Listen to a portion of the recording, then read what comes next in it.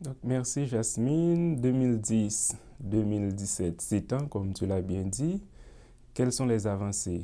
Moi, je pense que en tant que coordonnateur de la plateforme de la société civile, à court terme, il y a des petits travaux qui sont réalisés, mais c'était une opportunité pour le pays, les deux départements les plus touchés, le département de l'Ouest et le département du Sud-Est, de réorganiser ça en termes d'aménagement du territoire. Mais malheureusement, bon, ça n'a pas eu lieu.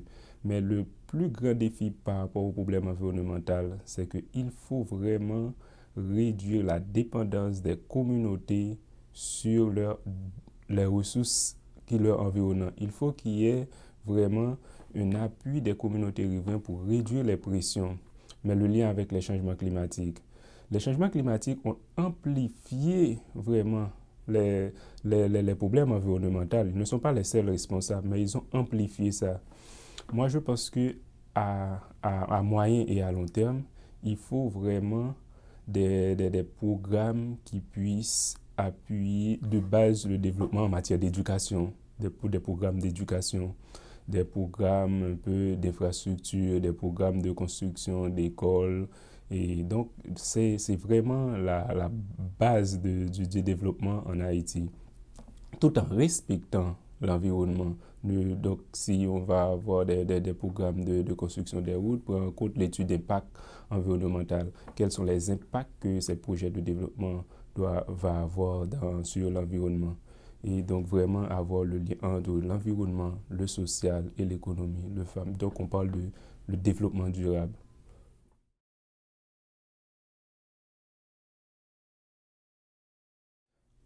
En fait, les périodes d'inondation ou bien les périodes de sécheresse extrême ont des impacts très négatifs sur le secteur agricole en Haïti. En plus, on est un pays montagneux avec 80% de monde. L'agriculture dépend, c'est une agriculture pluviale. Or, avec le dérèglement climatique, ce qui arrive, c'est que il y a un décalage des saisons pluvieuses et donc la période de plantation prévue comme à l'ordinaire s'est modifiée. Il faut que les communautés, les agriculteurs s'adaptent et avoir aussi de nouvelles pratiques et de nouvelles variétés plus résilientes, plus résistantes par rapport à la sécheresse pour faire face aux sécheresses, aux longues périodes de sécheresse.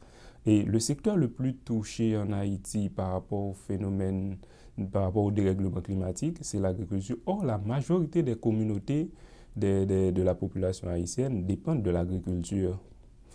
Mais à titre d'exemple, il y a le département du Sud-Est, un peu sur la zone de Bellas, qui a été vraiment frappé par une période de sécheresse chronique et aiguë. Donc vraiment, moi je pense que de nouvelles pratiques agricoles adaptées par rapport à la sécheresse dans certaines zones, c'est une des défis pour le pays en matière de souveraineté et de sécurité alimentaire.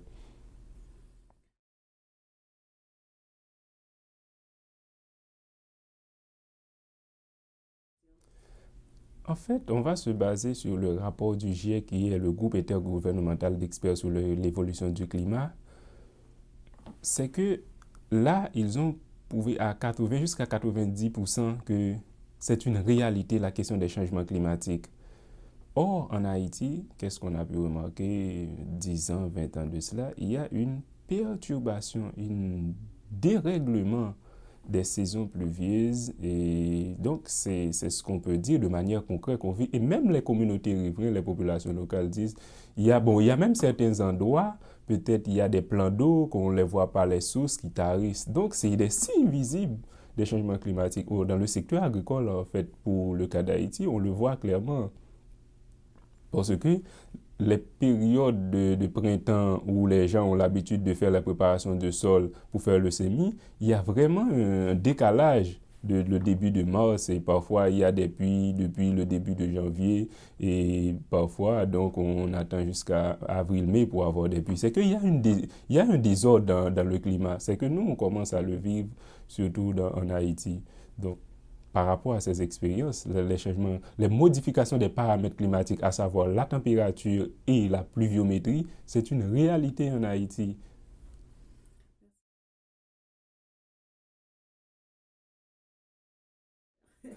Donc, c'est une belle question et nous remercions et nous continuer à remercier diaspora haïtien pour support que yo bay et yo continue bay surtout de janvier avec famille yo. Et je pense que yo joué un grand poids dans balance là en termes d'appui, en termes de faire lobby, en termes de faire plaidoyer dans tous les niveaux, même au niveau de congressman américain.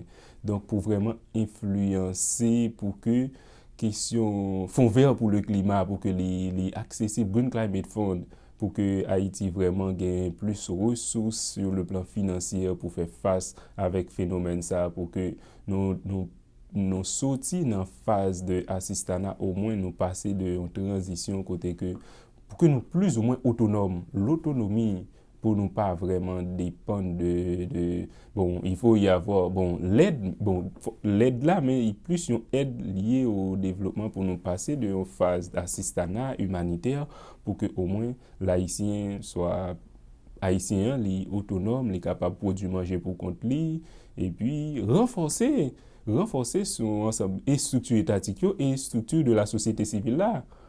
Donc, c'est vraiment, et encore une fois, je dis à c'est 12 janvier, c'est un jour qui vraiment, un jour qui est gravé dans la mémoire tout haïtien. À 4h53, c'était un mardi, donc, t'es a commencé à trembler, tout le monde a dit, ça va passer comme ça. Bon, il y a des générations qui ne peuvent pas vivre le phénomène ça.